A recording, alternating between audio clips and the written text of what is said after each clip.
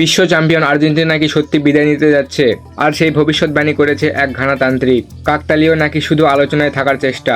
আজকের ভিডিওতে জানাবো পুরো ঘটনা। 2026 বিশ্বকাপে নকআউট পর্বে আর্জেন্টিনার প্রতিপক্ষ কেপ ভার্দে। কাগজে কলমে আর্জেন্টিনা এগিয়ে থাকলেও ম্যাচের আগে আলোচনায় কেন্দ্রবিন্দুতে উঠে এসেছে নানা কুয়াকু বনসাম।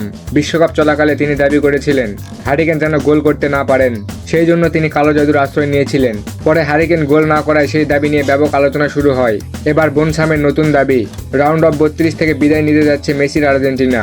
যদিও তিনি এবার কোনো ধরনের অপ্রাকৃতিক শক্তির ব্যবহার করবেন কিনা তা স্পষ্ট করেননি, কিন্তু তার এই মন্তব্য ইতিমধ্যে সামাজিক যোগাযোগ মাধ্যমে ভাইরাল। তবে সবচেয়ে বড় প্রশ্ন হলো, কেপ ভার্দেকে কি সত্যি হালকাভাবে নেওয়া যাবে? একদমই না। গ্রুপ পর্বে তারা শক্তিশালী প্রতিপক্ষের বিপক্ষে দুর্দান্ত লড়াই করেছে। অন্যদিকে আর্জেন্টিনারাও দারুণ ছন্দে রয়েছেন। কোচ নিউল্যান্ড স্কালোনি স্বীকার করেছেন কেপ ভার্দে কঠিন প্রতিপক্ষ এবং তাদের বিপক্ষে সতর্ক থাকতে হবে। তবে ফুটবলে সবচেয়ে বড় সত্য এটাই, ম্যাচের ফল নির্ধারণ করে মাঠের পারফরমেন্স, কোনো ভবিষ্যৎবাণী নয়। এখন অপেক্ষা শুধু বাসি বাজার। কোটি সমর্থকের চোখ থাকবে মেসির দিকে। তারা কি বিশ্ব চ্যাম্পিয়নের মতো এগিয়ে যাবে, নাকি কেপ ভার্দে ইতিহাস গড়ে সবাইকে চমকে দেবে? আপনার প্রেডিকশন কি? কমেন্টে জানাতে ভুলবেন না।